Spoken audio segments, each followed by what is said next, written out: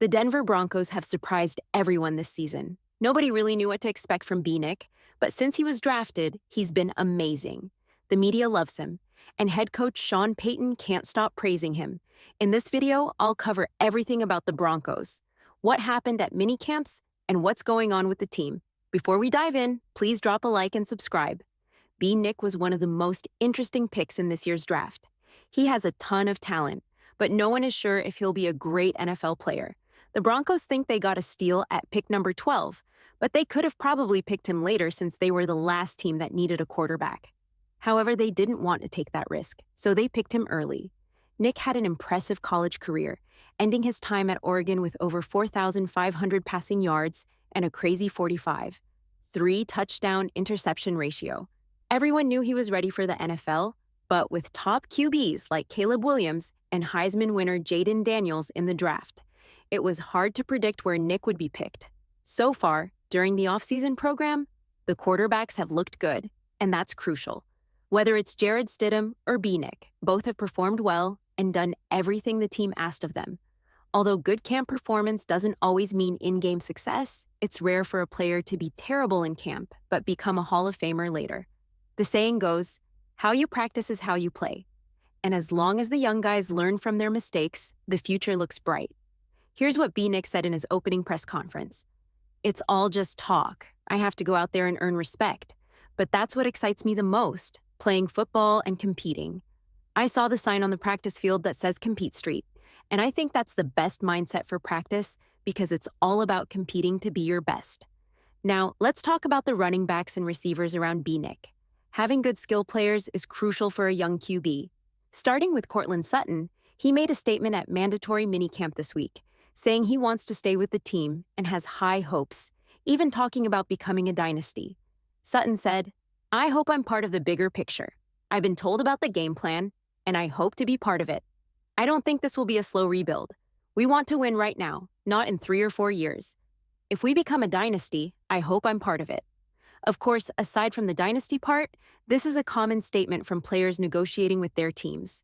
They want to stay, but they need the right deal. If not, teams might have to trade them.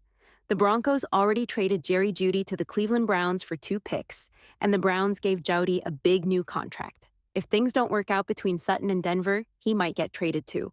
Since being drafted in 2018, the Broncos have had 6 different quarterbacks, and Nick is set to be the 6th since Sutton joined.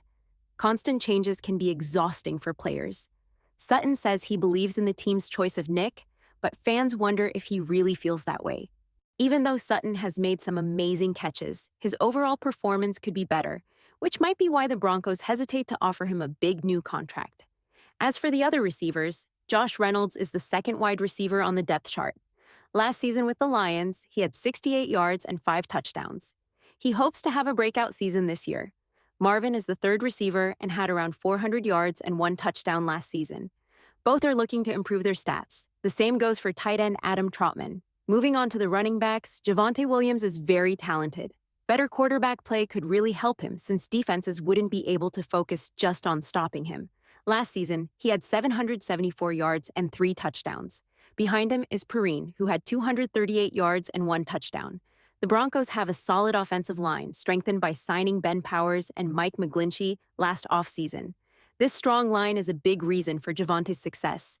Now, let's talk about the defense. They need to step up to support rookie QB Nick.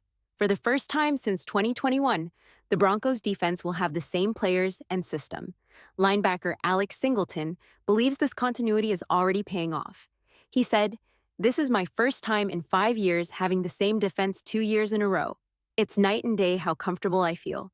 Last year, the defense struggled at first but turned things around with a 5-game winning streak thanks to many takeaways. Singleton said the defense knows it must start strong in 2024, especially with uncertainty at quarterback. He emphasized, "We know we've got to start hot. Whoever plays quarterback will be a younger guy, so we have to be ready to win games." Looking at the Broncos' schedule, there are many winnable games early in the season, but it gets tougher later on. It's hard to predict the team's ceiling with so many unknowns, but I believe they are about to surprise everyone. Let me know in the comments what you think about Nick and how Denver will do this season. Do you think they can make the playoffs? Thanks for watching. If you enjoyed the video, please like and subscribe. Your support means the world to me. Also, let me know what you'd like to see next. Until then, see you all later.